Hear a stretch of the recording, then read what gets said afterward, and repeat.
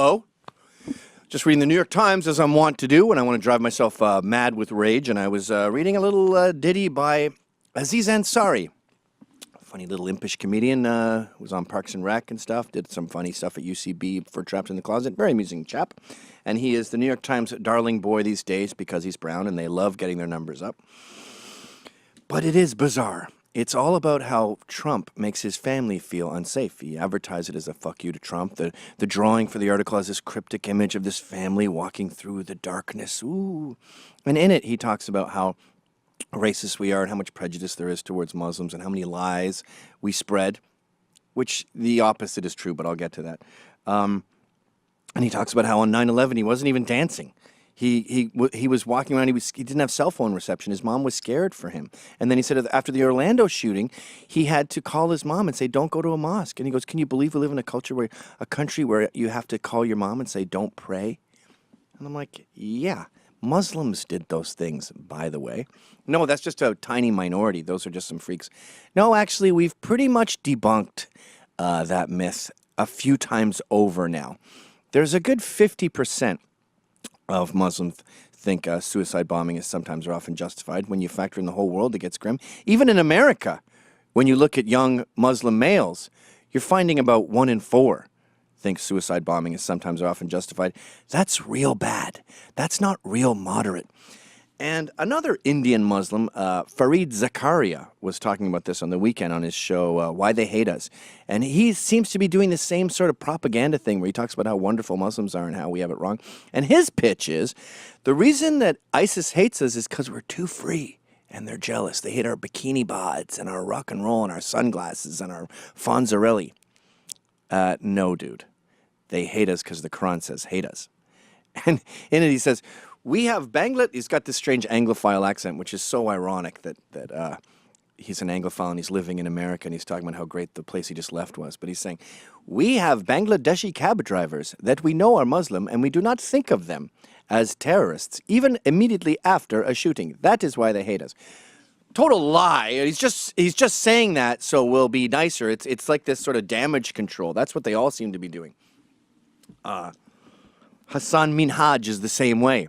He had he started making fun of Ashton Kutcher for making fun of Indians, saying, we were just starting to get somewhere. We just had Harold and Kumar. We were just making some headway.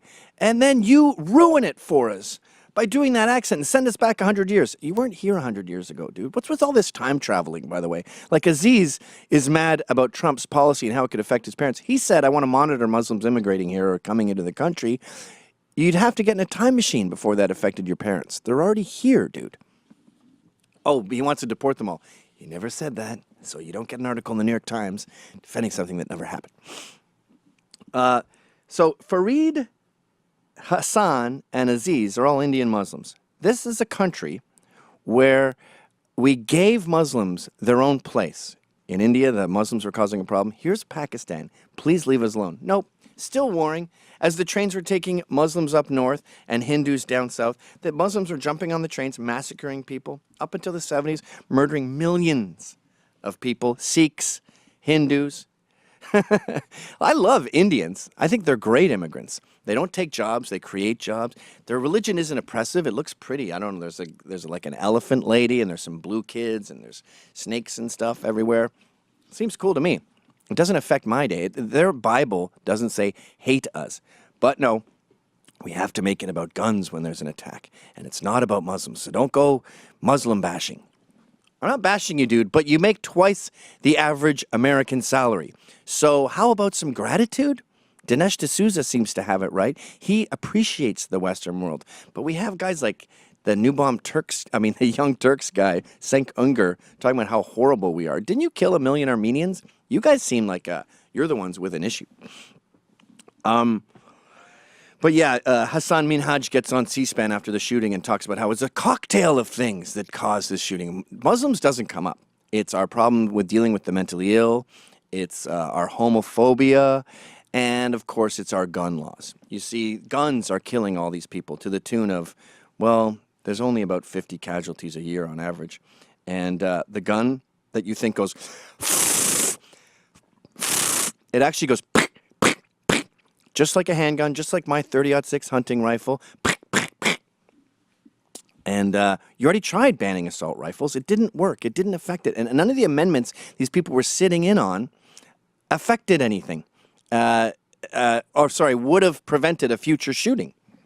They're not a thing. 50 a year is not a thing. In fact, I had a lot of trouble finding something that causes 50 casualties a year. Texting while driving is 1,000. Black on black crime is in that range, and it's with illegal guns that you already made illegal. They weren't bought online. They weren't bought at a gun sale, at a gun show. But you like to virtue signal, and virtue signaling doesn't require that much. So we can have immigrants come in here, do better than anyone else, literally anyone else, and talk about how horrible their lives are and how phobic you are of them. Well, we're coming to an end of that because we looked into it. And Hassan Minhaj is from Aligarh, where gang rapes are de rigueur.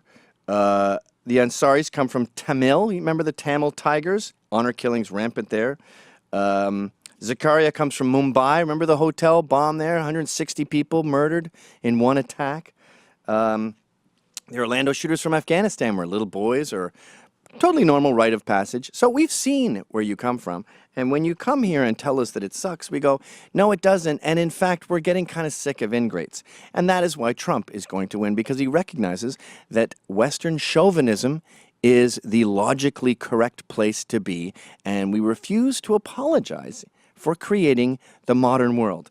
So if you want to come here and assimilate, you're welcome, and if you don't, bye-bye.